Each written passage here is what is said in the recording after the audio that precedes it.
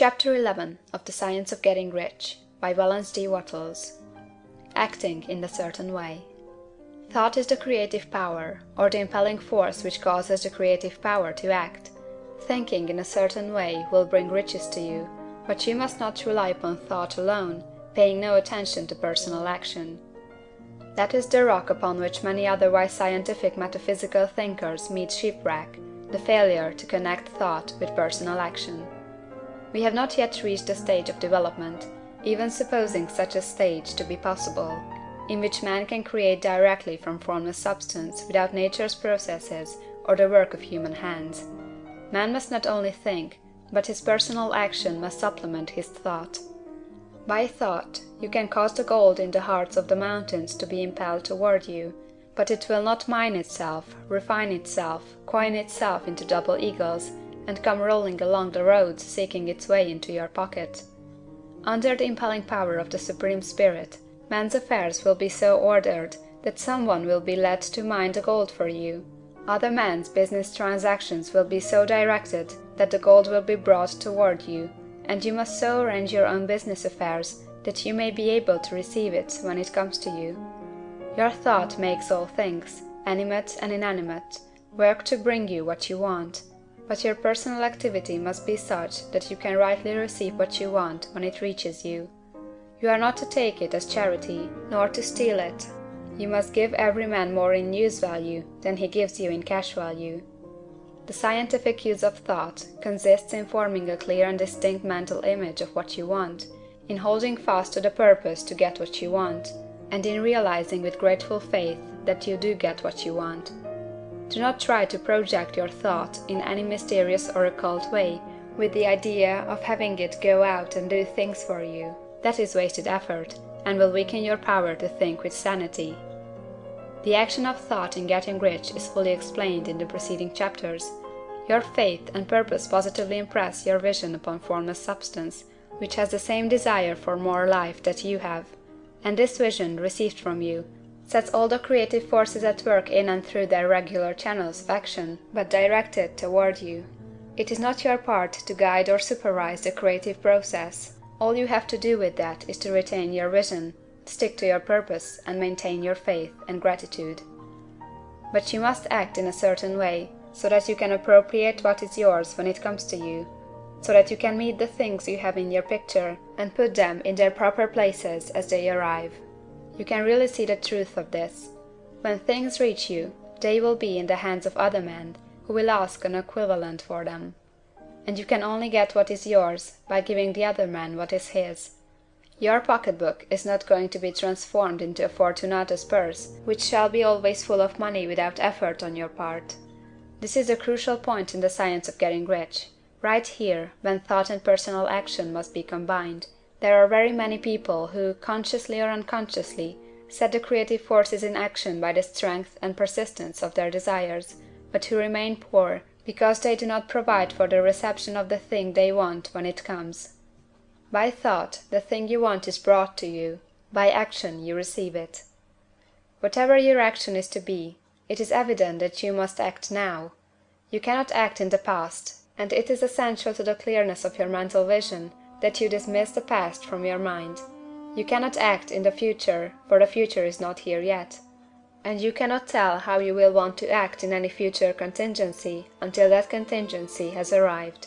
Because you are not in the right business or the right environment now, do not think that you must postpone action until you get into the right business or environment.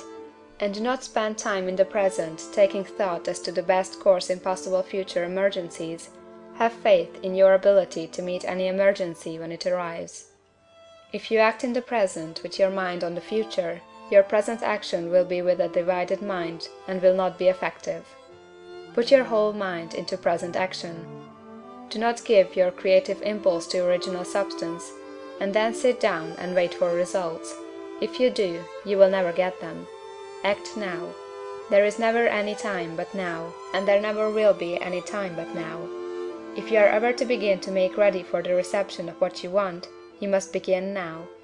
And your action, whatever it is, must most likely be in your present business or employment, and must be upon the persons and things in your present environment. You cannot act where you are not. You cannot act where you have been, and you cannot act where you are going to be. You can act only where you are. Do not bother as to whether yesterday's work was well done or ill done. Do today's work well. Do not try to do tomorrow's work now. There will be plenty of time to do that when you get to it. Do not try, by occult or mystical means, to act on people or things that are out of your reach. Do not wait for a change of environment before you act. Get a change of environment by action. You can so act upon the environment in which you are now as to cause yourself to be transferred to a better environment. Hold with faith and purpose the vision of yourself in the better environment, but act upon your present environment with all your heart, and with all your strength, and with all your mind. Do not spend any time in day dreaming or castle building. Hold to the one vision of what you want, and act now. Do not cast about seeking some new thing to do, or some strange, unusual, or remarkable action to perform as a first step toward getting rich.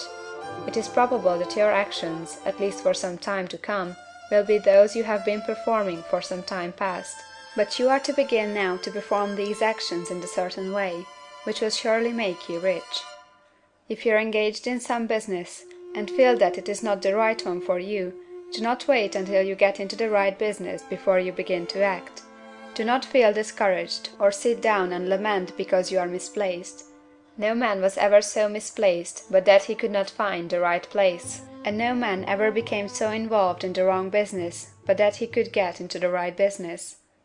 Hold the vision of yourself in the right business, with the purpose to get into it, and the faith that you will get into it, and are getting into it.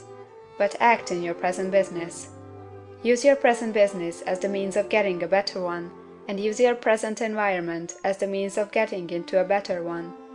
Your vision of the right business, if held with faith and purpose, will cause the Supreme to move the right business toward you, and your action, if performed in the certain way, will cause you to move toward the business. If you are an employee or wage earner, and feel that you must change places in order to get what you want, do not project your thought into space and rely upon it to get you another job. It will probably fail to do so.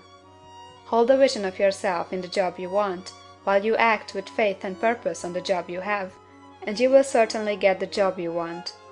Your vision and faith will set the creative force in motion to bring it toward you, and your action will cause the forces in your own environment to move you toward the place you want.